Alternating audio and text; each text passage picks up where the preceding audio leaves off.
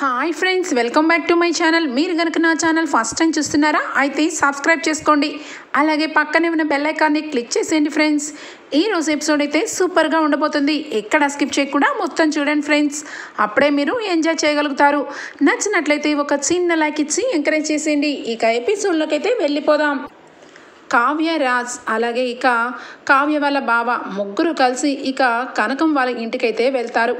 ఇక వెళ్ళిన తర్వాత కారు దిగ్గానే కనకం అయితే హారతి తీసుకొని వస్తుంది. ఈ లోపల కావ్య వాళ్ళ బావ కారు దిగి ఉండటంతో ఇక ఇద్దరు పక్కపక్కన నుంచోండి దిష్టి తీస్తాను అని చెప్పి తీస్తూ ఉంటే రాజ్ వెంటనే హడావుడిగా, ఏంటి అసలు మీరేమనుకుంటున్నారు, వాళ్ళిద్దరికి దిష్టి తీయడం ఏంటండి, ఇంటి అల్లుడు నేనైతే అని చెప్పి రాజ్ అంటాడు. అయ్యో అల్లుడు గారు, మీ గురించి కాదు అల్లుడు గారు, మా అల్లుడు గారికి దిష్టి తీద్దాం అనుకుంటున్నాను అనగానే, ఆయన ఏంటి అల్లుడు గారు, నేను అల్లుడు గారే, ఆయన అల్లుడు గారేనా, మేనల్లుడు అని చెప్పి పిలవండి అని చెప్పి కోపంతో అంటాడు రాజ్. ఆ మాటలకి ఇక వెంటనే కూడా సరే బాబు అనగానే, అయినా వాళ్ళిద్దరికీ కలిపి దిష్టి తీయడం ఏంటండి అనగానే, ఏముంది దిష్టి అనేది ఎవరికైనా ఒక్కసారే కదా తీస్తాము, ఏదో తీద్దామని చెప్పి అనుకుంటున్నాను అనగానే, అలా ఎలా అనుకుంటారు, నువ్వు రా తమ్ముడు అన్నయ్య బ్యాగులు తీసుకొని వద్దాం అని చెప్పి ఇక వెంటనే లాక్కొని తీసుకొని వస్తాడు.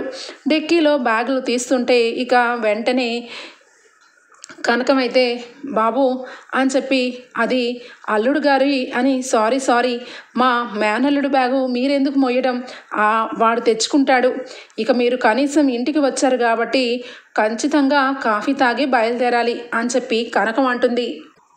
కనకం అన్న మాటలకి రాజ్ లోపల, అంటే నేను వీళ్ళ ఇంట్లో ఉండట్లేదు, ఇక ఎప్పుడు కూడా గుమ్మం నుంచే వెళ్ళిపోతున్నానని డిసైడ్ అయిపోయినట్టుంది, ఖచ్చితంగా ఇక్కడే ఉండాలి, ఇక ఉంటాను కూడా అని చెప్పి వెంటనే, మీరు అలాంటి అపోహ ఏమీ పడద్దంటీ, నేను ఖచ్చితంగా కావ్యతో పాటు ఉందామనే వచ్చాను అనగానే, అయ్యో బాబు మీరు ఇక్కడ, మీకు ఏ సౌకర్యాలు ఉండవు బాబు, మా ఇంట్లో ఏసీ ఉండదు, ఓన్లీ ఫ్యానే ఉంటుంది, ఇక ఫ్రిడ్జ్ కూడా ఉండదు, కొండనే ఉంటుంది అని చెప్పి ఇక మొత్తం లిస్టు చదువుతూ ఉంటుంది కనకం. అయ్యే బాబోయ్ అవన్నీ నాకు తెలుసండి, ఈ ఇంటికి నేను ఇదేనా ఫస్ట్ టైం రావడం అని చెప్పి ఇక వెంటనే కావ్యం తీసుకొని పద లోపలికి అని చెప్పి ఇక కావ్యం తీసుకొని లోపలికి వెళ్ళిపోతాడు రాజ్. ఇక కావ్య వాళ్ళ బావ నవ్వుతూ ఉంటే ఇక వెంటనే, ఇక్కడే నుంచారా నీకు దిష్టి తీస్తాను, ఇక వేరే ఫారెన్ నుంచి వచ్చావు, అన్ని దేశాల నుంచి దాటి వచ్చావు, నీకు దిష్టి తీయకపోతే ఎలాగా అని చెప్పి ఎర్ర నీళ్ళతో దిష్టి తీసి పడేస్తుంది కనకం పడేసిన తర్వాత కావ్య వాళ్ళ బావ నవ్వుకుంటూ, అంతా మీ సెంటిమెంట్సేనా అని చెప్పి అనడంతో ఇక ఏంటి విశేషాలు, కొత్తగా మా అల్లుడు గారేంటి అని చెప్పి ఇక నవ్వుకుంటూ కనకం అడుగుతుంది.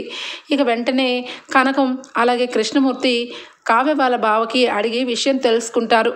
ఇంకా ఏం లేదు మావయ్య, ఇక రాజ్కి మనసులో నా మీద చాలా కోపం ఉంది, ఇక నేను ఇక్కడ ఉంటాను, అలాగే నాతో పాటు కావ్య కూడా ఇక్కడే ఉంటుంది, ఇక మేమిద్దరం ఎక్కడ క్లోజ్ అయిపోతామా, లేదంటే కళావతిని నేను ఎక్కడ మార్చేస్తానా అని భయంతో ఇక బ్యాగ్ సర్దుకొని, వారం రోజుల బ్యాగు సర్దుకొని వచ్చేసారు అని చెప్పి నవ్వుతూ చెప్తాడు. అంటే ఏం జరుగుతుంది అని చెప్పి కనకం అనగానే, ఇంకా నీకు అర్థం కాలేదా అత్త, ఇక రాజ్కి కావ్య మీద చాలా ప్రేమ ఉంది, కానీ ఆ ప్రేమ చూపించడానికి ఆయనకి ఈగో, అందువల్ల ఇక ఆ ఈగోని కాస్త సైడ్ చేయాలంటే అక్కడ కుదరదు, ఇక్కడైతే మా ఇద్దరి మధ్యలో అడ్డు ఆపు లేకుండా ఏమన్నా మాట్లాడచ్చు, అక్కడైతే ఎవరైనా చూస్తే ప్రాబ్లం అవుతుందని చెప్పి ఆ ఇంటి పెద్ద ఆవిడ కావ్య వాళ్ళ అమ్మమ్మ గారైతే ఈ సలహా ఇచ్చారు అనగానే ఇక ఇద్దరు కూడా మనసులో అనుకుంటారు, ఇక పెద్ద ఆవిడ మన అండ ఉండేసరికి ఇక మనం ఏం భయపడ అవసరం లేదు, ఖచ్చితంగా అల్లుడు గారిలో మార్పు వచ్చింది,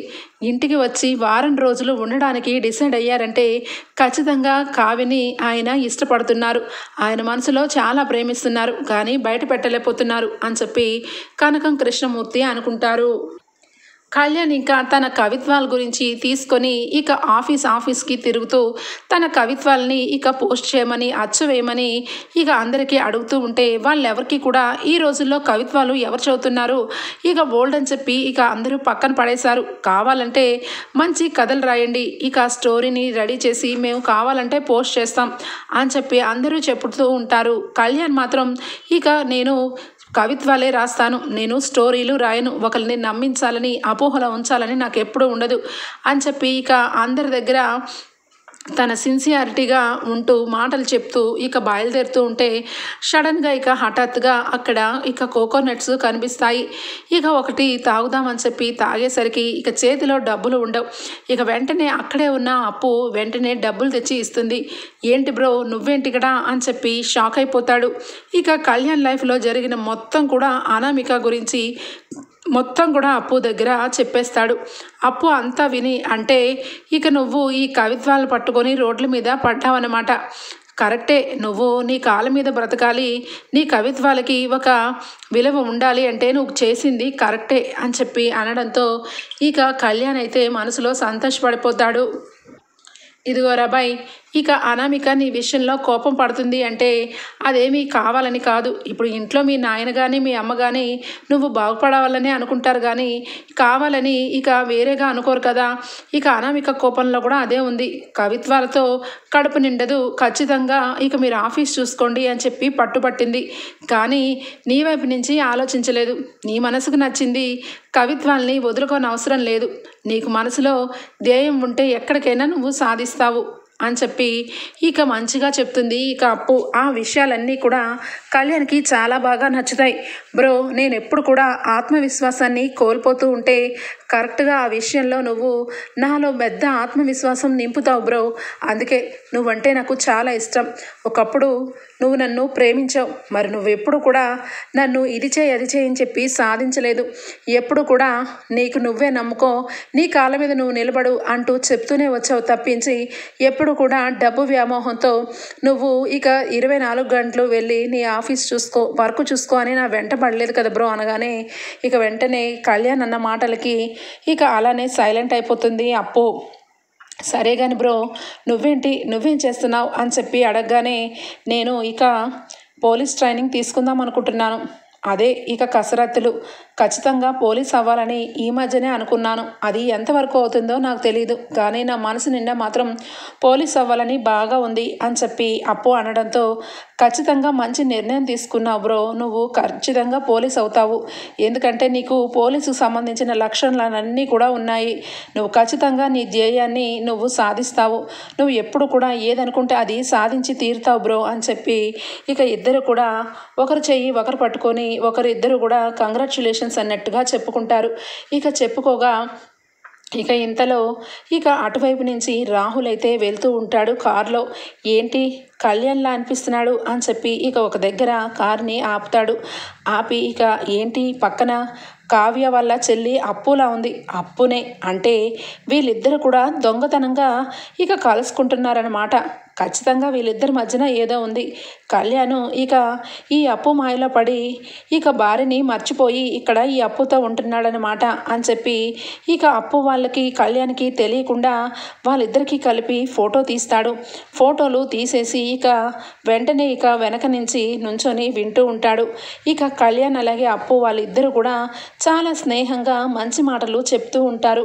ఇక నాకు తెలిసిన 2-3 ఆఫీసర్స్ ఉన్నారు, వాళ్ళకి రికమెండేషన్ చేయమంటావా అని చెప్పి ఇక కళ్యాణ్ అడగగానే నాకు అదేమి వద్దు బాయ్, రికమెండేషన్ చేయడం ఏంటి, నీ కాళ్ళ మీద నువ్వు నిలబడి అంత పెద్ద ఆఫీసుల్లో ఉద్యోగం ఇక అంత పెద్ద ఆఫీస్ని మెయింటైన్ చెయ్యను, నా కాళ్ళ మీద నేను నిలబడతానని నీ కవిత్వాలను నమ్ముకొని నువ్వు ఎలా బయటపడ్డావు, మరి నాకెలా సలహా ఇస్తావు, రికమెండేషన్ జాబ్ నాకు ఇష్టం లేదు, సొంతగా నన్ను చూసి ఇక ఆ జాబ్ నాకు రావాలి అని చెప్పి అప్పు మాట్లాడుతూ ఉంటే ఇక ఇద్దరు కూడా మాట్లాడుకున్నవన్నీ విని అంటే వీళ్ళిద్దరి మధ్య ఎలాంటి సంబంధం లేదు, ఖచ్చితంగా అప్పుకి అలాగే ఈ కళ్యాణ్కి ఫ్రెండ్షిప్పే ఉంది, వీళ్ళ మాటలు చూస్తుంటేనే తెలిసిపోతుంది, కానీ మనం ఎందుకు వదలాలి, వీళ్ళిద్దరిని అంటుకట్టి ఇంట్లో మనశ్శాంతి లేకుండా చెయ్యాలి.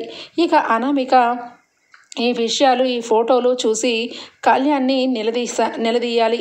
కళ్యాణ్ని ఏమన్నా అంటే రాజ్కి అలాగే కావ్యకి ఇద్దరికి కూడా నొప్పి వస్తుంది కాబట్టి ఖచ్చితంగా ఇక పెద్ద పెద్ద గొడవలు అవుతాయి అని చెప్పి ఇక అనుకుంటూ ఉంటాడు. ఇక వెంటనే కూడా రాహుల్ అయితే అక్కడి నుంచి ఇంటికి వెళ్తాడు.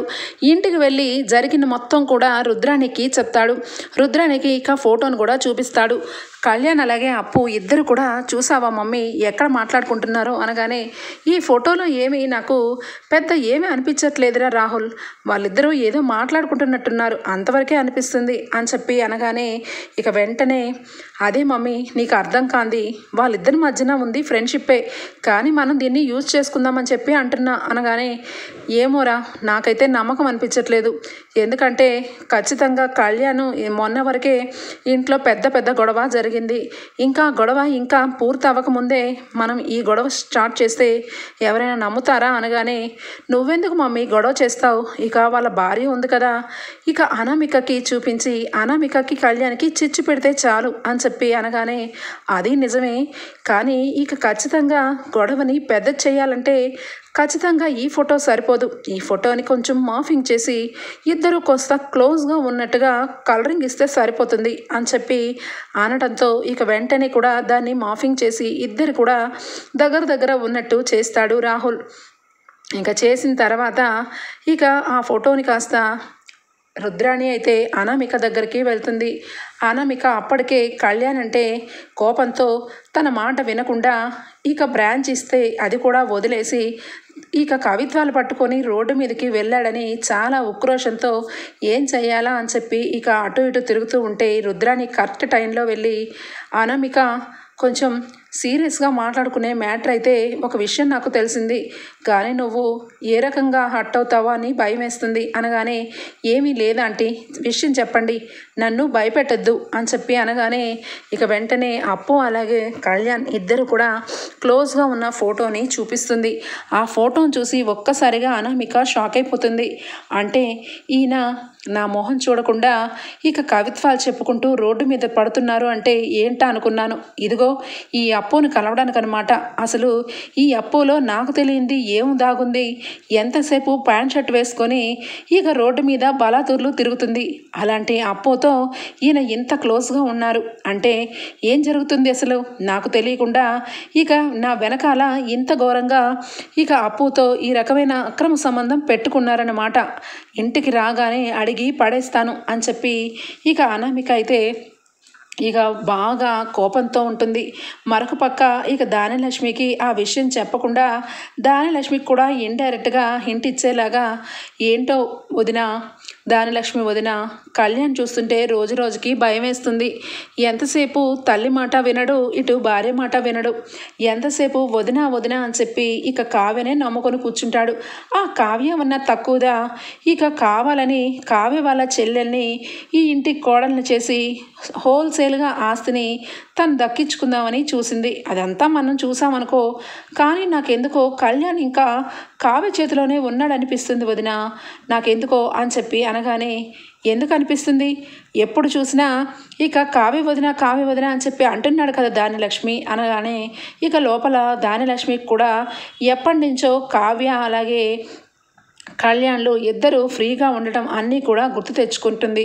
ఇక వెంటనే అవును, కళ్యాణ్ ఎప్పుడు చూసినా కావ్య అని చెప్పి కావ్య సలహాలే తీసుకుంటాడు, అసలు ఈ మధ్య నా మొహం చూడట్లేదు, ఇక వాడి భార్యకి ఇష్టం లేని విషయాలన్నిట్లోనూ వేలు పెట్టి మరీ ఇక అలా చేస్తున్నాడు అని చెప్పి ఇక దానిలక్ష్మి కూడా ఒక రకంగా మనసులో ఒక రకమైన ఫీలింగ్ పెట్టుకుంటుంది. ఇక ఇదే అదనుగా రుద్రాణి అయితే లోపల ఎప్పుడెప్పుడు కళ్యాణ్ వస్తాడా, అనామిక కళ్యాణ్ ఎప్పుడెప్పుడు గొడవ పడతారా అని ఎదురు చూస్తూ ఉంటుంది. ఇంతలో కళ్యాణ్ అయితే ఇంటికి ఇక చాలా ఆఫీసులకి తిరిగి ఇక ఎక్కడ కూడా ఎవరు కూడా తన కవిత్వాలు చూసి అచ్చు వేయమని చెప్పడంతో ఇక చాలా విసుగెత్తిపోయి వస్తాడు. ఇక వచ్చిన కళ్యాణ్ని ఇక అనామిక చాలా సీరియస్గా చూస్తూ ఉంటుంది. ఇక చూసి ఇక మీరు ఎక్కడికి వెళ్ళొస్తున్నారు అని చెప్పి నిలదీస్తుంది. ఏంటి ఎక్కడికి వెళ్ళొస్తే నీకేంటి, అయినా నీకు అన్నీ కూడా చెప్పాలా ఏంటి అని చెప్పి ఇక కళ్యాణ్ కూడా చాలా విసుగులో సీరియస్గా సమాధానం చెప్తాడు. ఆ మాటలకి ఇక వెంటనే, కాదు మీరు ఖచ్చితంగా ఎక్కడికి వెళ్ళి ఎవరిని కలిసి వస్తున్నారో నాకు నిజం తెలియాలి అనగానే, ఏంటి అనామిక, ఏం నిజం తెలియాలి నీకు, నేను ఎక్కడికి వెళ్తున్నానో నీకు తెలియదా, కవిత్వాల గురించి కవిత్వాలు అచ్చు వేయించడం కోసం ఇక నా తంటాలు నేను పడుతున్నాను, అది కూడా నీకు ప్రత్యేకంగా చెప్పాలా? ప్రతి అడ్రస్ని ఇక నీకు ఇక్కడ వెళ్తున్నా ఇక్కడికి వెళ్తున్నా అని చెప్పాలా ఏంటి అని చెప్పి కళ్యాణ్ అనడంతో వెంటనే చాలండి, మీరు చాలా గొప్పగా యాక్టింగ్ చేస్తున్నారు, మీ యాక్టింగ్కి నా జోహార్. ఇక మీరు మీ మాజీ లవర్ని కలిసి ఎంజాయ్ చేసుకుంటూ ఇంటికి వస్తూ ఇక పెళ్ళం అంటే మీకు బళ్ళంలాగే కనిపిస్తుంది, నా మొహం కూడా మీకు గండంలాగే అనిపిస్తుంది. నేను అడుగుతుంటే కనీసం సమాధానం కూడా చెప్పకుండా తప్పుకో అని చెప్పి స్పీడ్గా వెళ్ళిపోతూ ఉన్నారు. ఏ ఏ అంత నేను మీకు బోర్ కొట్టేశానా అని చెప్పి ఇక చాలా చండాలంగా మాట్లాడుతూ ఉంటుంది అనామిక. ఆ మాటలకి ఇక అక్కడే ఉన్న అపర్ణ, ఇందిరాదేవి ఆశ్చర్యపోతారు. అనామిక, ఏం మాట్లాడుతున్నావు? ఇది ఇల్లు అనుకుంటున్నావా, ఇంకేమన్నా అనుకుంటున్నావా? నీకు చాలాసార్లు చెప్పాము నీ మాటలు బాగోలేదు, మార్చుకోమని. నువ్వు ఏదైనా మాట్లాడాలనుకుంటే ప్రత్యేకంగా నీ బెడ్రూమ్లో మాట్లాడు, లేదంటే ఎవరికైనా పెద్దవాళ్ళకి చెప్పి అడిగిపించు, అంతేగాని ఇల్లుని నువ్వు రచ్చగా చేసి ఇదొక రచ్చబండ్లాగా తయారు చేస్తే మాత్రం ఊరుకునేది లేదు. ఈ ఇంటి పెద్ద కోడలుగా నాకు అన్ని అర్హతలు ఉన్నాయి, ఎవరిని ఏ రకంగా వంచాలో నాకు బాగా తెలుసు అని చెప్పి అపర్ణ అంటుంది. ఇక వెంటనే ధానలక్ష్మి, చాలే ఊరుకో అక్క, ఎంతసేపు నా కోడల్ని ఏదో రకమైన మాటలు అంటూనే ఉంటావు, వాళ్ళిద్దరూ భార్యాభర్తలు, వాడు ఎక్కడికి వెళ్ళి వస్తున్నాడు అని చెప్పి నిలదీసే హక్కు నా కోడలికి లేదా?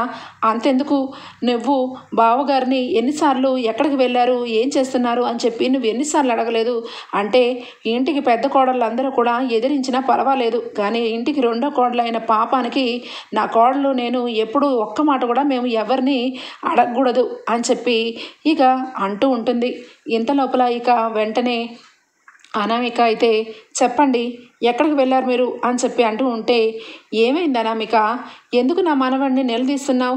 నా మనవడు ఇక వాడి సొంత కాళ్ళ మీద నిలబడాలని, వాడు కవిత్వాల గురించి ఇక వాడు తపన పడుతున్నాడు, అది కూడా తెలుసు కూడా ఎందుకు అలా అడుగుతున్నావు? వాడు ఇంకా ఇప్పుడే వచ్చాడు, భోజనం చేసినాక తీరుబాటుగా అడుగుదులే, కళ్యాణ్ నువ్వు వెళ్ళి నీ పని చూసుకో అని చెప్పనగానే, అమ్మమ్మ గారు, అంటే నన్ను జీవితాంతం మోసం చేస్తూ ఆయన హ్యాపీగా ఆయనకి ఇష్టమైన అమ్మాయితో తిరుగుతూ ఉన్నా కూడా ఆయన భోజనం చేస్తూ ఉంటే నేను మాత్రం చూస్తూ ఉండాలా అని చెప్పి గట్టిగా అడుగుతుంది. ఆ మాటలకి అక్కడే ఉన్న అపర్ణ, అలాగే ఇక ఇందిరాదేవి, ధాన్యలక్ష్మి ముగ్గురు కూడా షాక్ అయిపోతారు. ఇక రుద్రాణి అయితే, అమ్మయ్య ఇప్పుడు కదా అసలు కదా మొదలైంది, అక్కడ వరకు ఒకటే జిడ్డు బాగొద్దల్లాగా మాటని రానివ్వకుండా ఒకటే వాగుతూ ఉన్నారు, ఇప్పుడు సమాధానం ఎవరు చెప్తారో చూస్తాను అని చెప్పి ఇక ఎంజాయ్గా చూస్తూ ఉంటుంది రుద్రాణి. ఇక వెంటనే కళ్యాణ్ వచ్చి, ఏం మాట్లాడుతున్నావు, పిచ్చి పిచ్చిగా ఉందా నీకు? నీ ఇష్టం వచ్చినట్టుగా మొన్నంతా బిహేవ్ చేస్తే ఊరుకున్నానని, నీ ఇష్టం వచ్చినట్టు నా క్యారెక్టర్ మీద నిందలు వేస్తే మాత్రం అస్సలు ఊరుకోను అనామిక అని చెప్పి ఇక కళ్యాణ్ అంటాడు. కళ్యాణ్ అన్న మాటలకి, నేనేమన్నా తప్పుగా అన్నానా?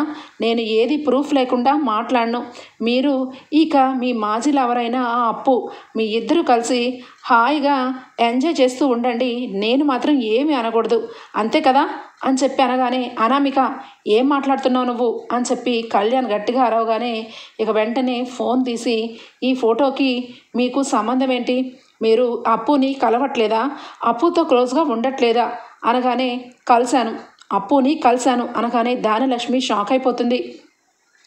ఇక అలానే చూస్తూ ఉంటుంది ఇందిరాదేవి, అలాగే అపర్ణ కూడా. అవును, అప్పుని కలిస్తే తప్ప?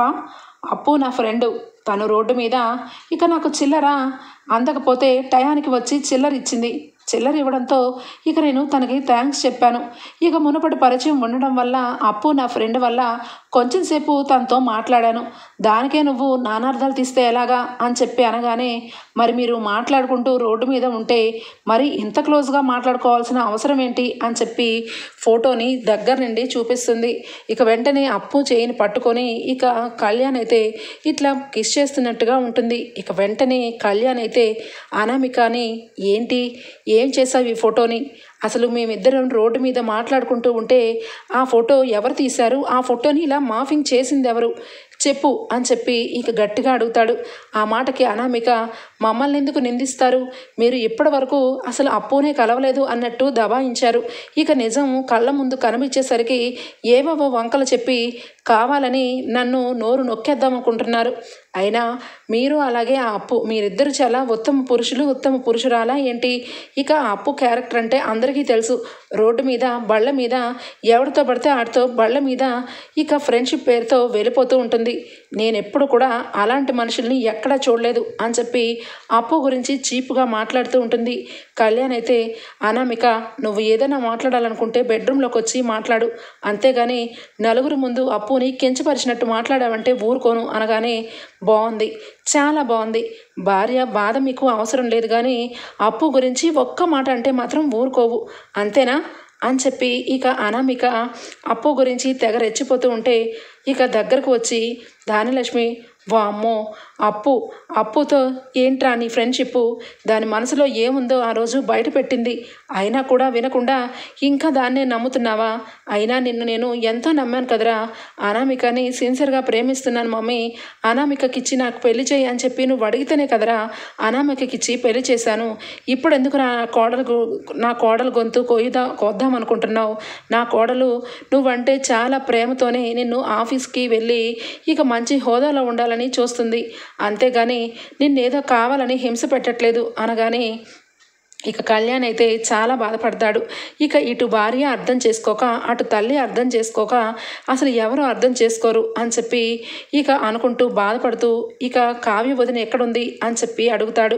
ఆ మాటకి వెంటనే, అవునవును మేమెవ్వరము కూడా నీకు పనికిరాము, ఇక కావ్య వదినే నీకు కావాలి, ఎందుకంటే నువ్వు తప్పు చేస్తే ప్రతి తప్పుని సమర్థించేసి నువ్వు చాలా రైట్ అని చెప్తూ ఉంటుంది కాబట్టి ఇక కావ్య వదిన కంపల్సరీ నీకు దేవత అని చెప్పి ధాన్యలక్ష్మి మాట్లాడుతూ ఉంటే అపర్ణ వచ్చి, ఇదిగో ధాన్యలక్ష్మి, నువ్వు నీ కోడలు నీ కొడుకు ముగ్గురు మాట్లాడుకోండి, మధ్యలో నా కోడల విషయాలు ఎత్తితే మాత్రం ఊరుకునేది లేదు అని చెప్పి అంటుంది.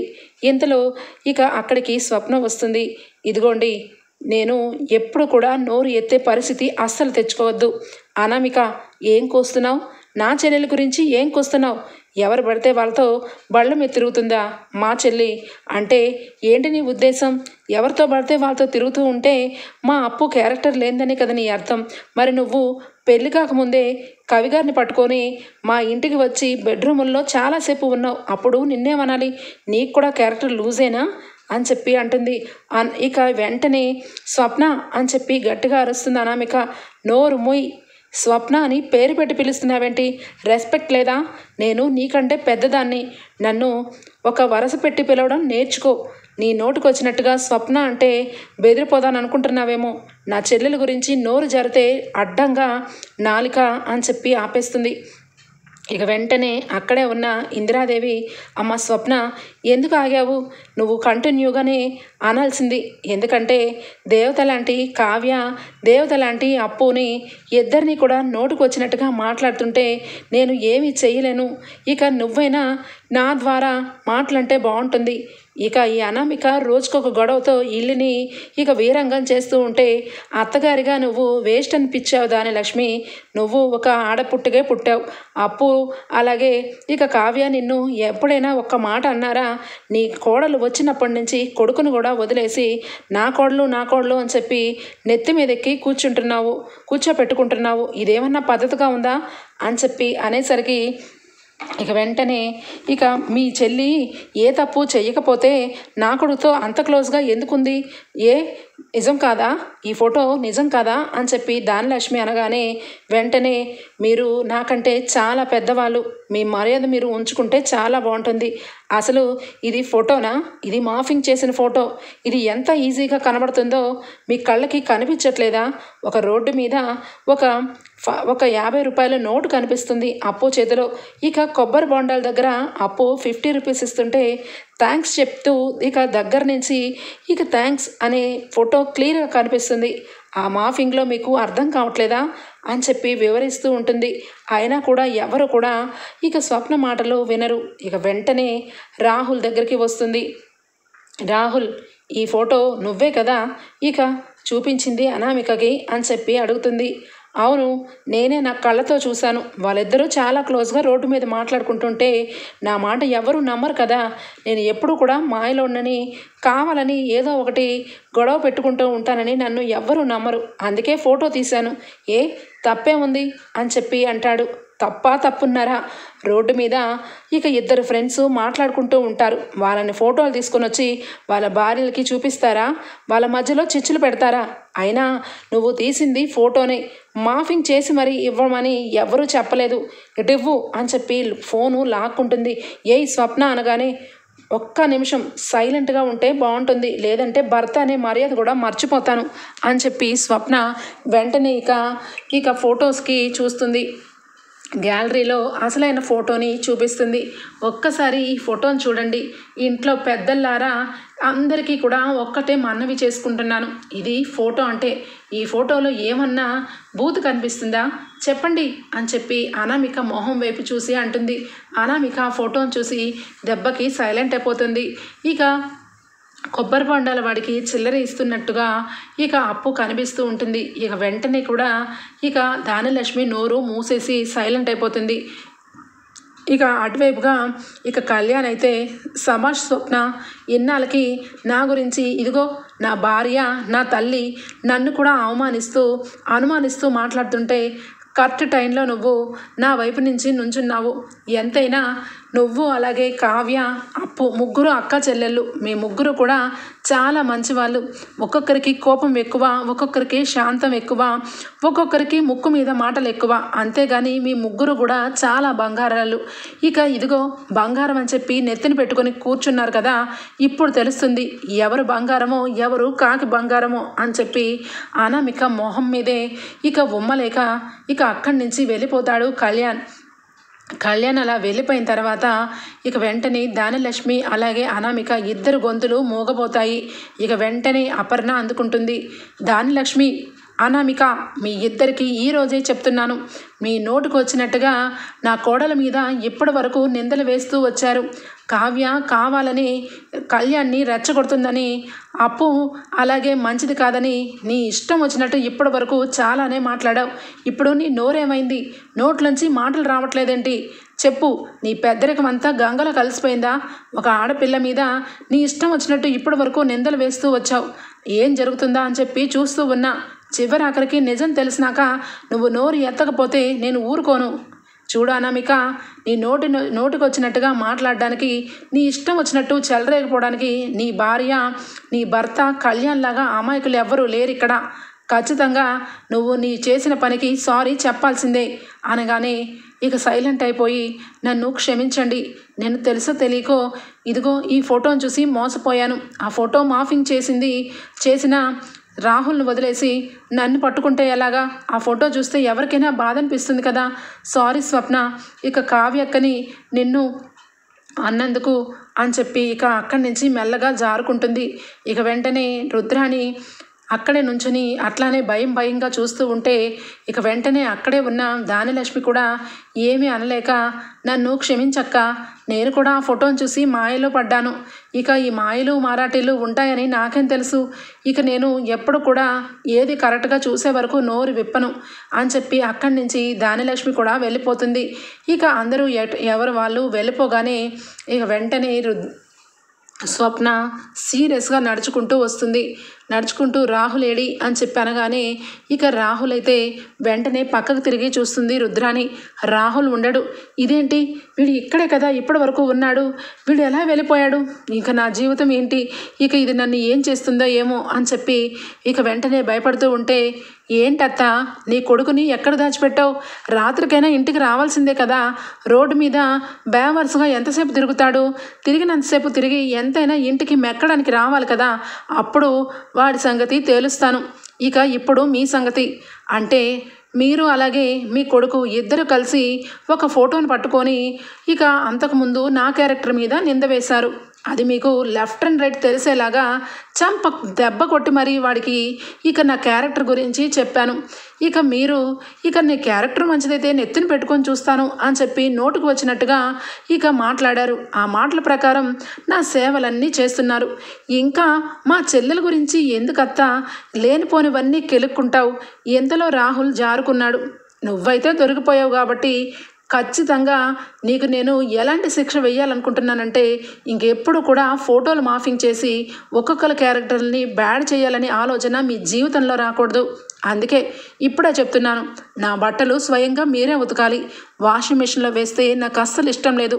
నాకు ఒక రకమైన అలర్జీ అనిపిస్తుంది. ఈ రోజు నుంచి నా బట్టలన్నీ నువ్వే నీ చేత్తోనే ఉతికి ఆరేయాలి అని చెప్పి ఇక వెంటనే స్వప్న ఆ రుద్రానికి అంటుంది. రుద్రాని ఏమి చేయలేక, నిజమే ఈ మాఫింగ్ చేసి వీడు నన్ను ఇరికించేశాడు, వీడేమో వెళ్ళిపోయాడు, ఈ దెయ్యాన్ని నా నెత్తి మీదకి వదిలేసి వీడు హ్యాపీగా జారుకున్నాడు, ఈ రాహుల్ వెధవ ఇంటికి రాని, స్వప్న ఏం చేసేదో తెలియదు కానీ వీడి 2 కాళ్ళు కొట్టేస్తాను అని చెప్పి ఇక చచ్చినట్టుగా ఇక అన్న ప్రకారం స్వప్న బట్టలన్నీ తీసుకెళ్ళి వాషింగ్ మెషిన్లో వేయబోతూ, అమ్మ బాబోయ్ నన్ను చూస్తే ఇక ఊరుకోదు, ఖచ్చితంగా చేత్తోనే ఉతకాలి అని చెప్పి బట్టలన్నీ ఉతుకుతుంది. ఇక అలాగే ఈరోజు శాంత రాలేదు. అలా అని చెప్పి ఇంట్లో ఎవరు కూడా అంట్లు తోవడానికి సిద్ధంగా లేరు. నువ్వే వెళ్ళి అన్ని అంట్లు తోమి అక్కడ పేర్చాలి, వెళ్ళు అని చెప్పి ఇక స్వప్న అయితే రుద్రాణిని ఒక ఆట ఆడుకుంటుంది. ఇక దూరం నుంచి ఇందిరాదేవి అంతా గమనిస్తుంది. ఒక కుటుంబంలో ముగ్గురు పిల్లలు 3 రకాలు. స్వప్నలాగా కావ్య ఉండదు, కావ్యలాగా అప్పు ఉండదు. వీళ్ళు ఒక ఇంటిలో ముగ్గురు కలిసి పిలిచి పెరిగినా కూడా ముగ్గురు వేరు వేరు స్వభావాలైనా ఒక్కసారి ఎవరికైనా ఏదైనా అన్యాయం చేస్తే ముగ్గురు ఒకటవుతారు. అదే కదా అక్క చెల్లెల బంధం అంటే అని చెప్పి మనసులో నవ్వుకుంటూ, స్వప్న ఈరోజు అత్తని ఈ రకంగా టార్చర్ పెడుతుందని ఎవ్వరూ ఏమీ అనుకోకూడదు. ఎందుకంటే ఖచ్చితంగా స్వప్నలో ఒక మంచి విషయం దాకుంది. ఖచ్చితంగా తప్పు చేసిన వాళ్ళకి శిక్ష వేసే హక్కు అందరికీ ఇస్తాడు. అలాగే శిక్ష వేసి వాళ్ళ అత్తని ఈ రకంగా ఖచ్చితంగా పని చేయిస్తుంది, తప్పే లేదు అని చెప్పి ఇక ఇందిరాదేవి అలాగే వాళ్ళ బావతో ఇందిరాదేవి సీతారామయ్య ఇద్దరు కూడా మాట్లాడుకుంటూ ఉంటారు. ఓకే ఫ్రెండ్స్, ఎపిసోడ్ అయితే ఇంతటితో ఎండ్ అయిపోతుంది. రేపటి ఎపిసోడ్లో కలుద్దాం ఫ్రెండ్స్. అంతవరకు బాయ్, టేక్ కేర్, థ్యాంక్స్.